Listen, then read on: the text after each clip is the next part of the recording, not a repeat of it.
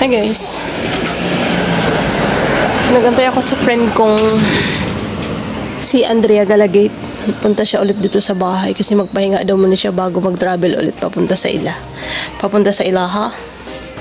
Naulan pa naman, wala akong payong kasi hiniram yung payong ng kasama ko dito sa bahay. Supposed to be, she's going to come back here in Butuan by 29, pero meron siyang sinadya din dito na kunin today. So sinubukan niyang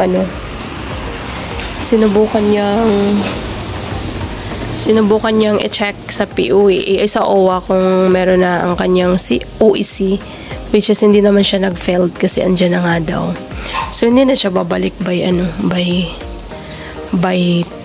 29. So makasave na siya sa pamasahe, diba? At saka I think they're here.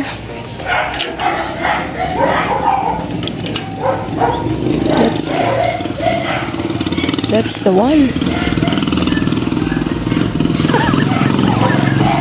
Hindi pala yun. Dilaw din kasi. Asan na ba yung mga yun? Sige, bati ni akong sugat. Abi ko nag-tricycle.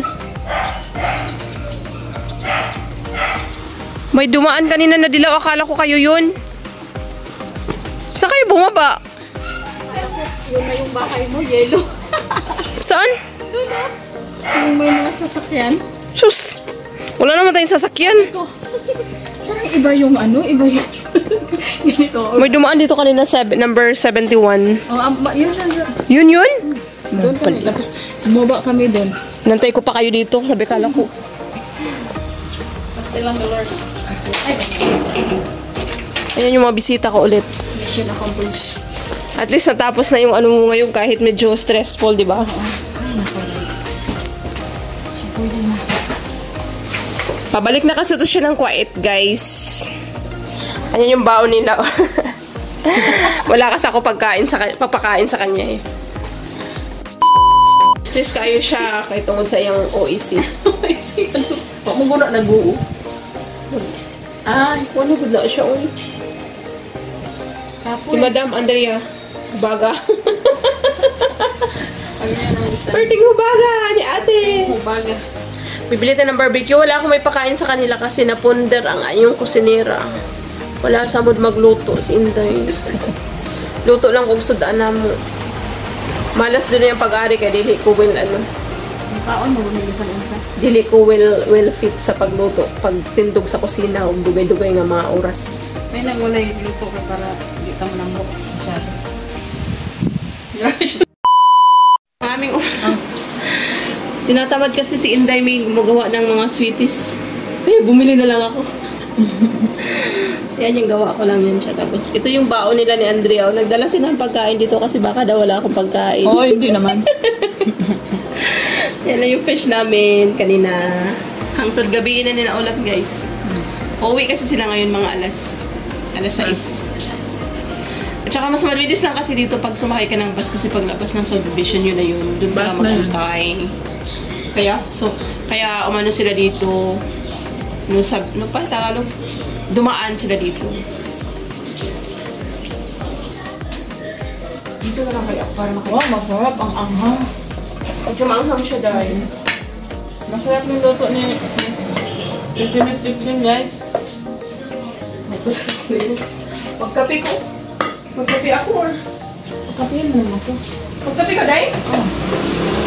Kape habang kumakain, di ba? Si Sir, asan na to? Hindi yung pagkuhan siya ng napkin. Uy, bakit naputol ako siya? 5 yan.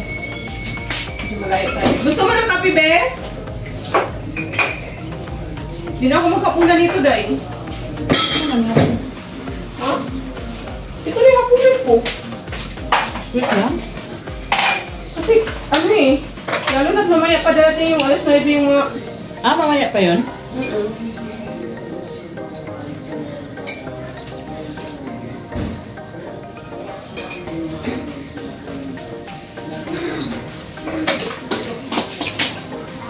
Ika na! Ayan po. Kasi ang sarap yung ano mo, yung cherry. Masarap kasi ako magluto talaga, joke. Wow, guys, pag matikman yung luto ni Sisimi, kalimutan yung pangalan niya. Medyo marunong mo na talaga din ako magluto.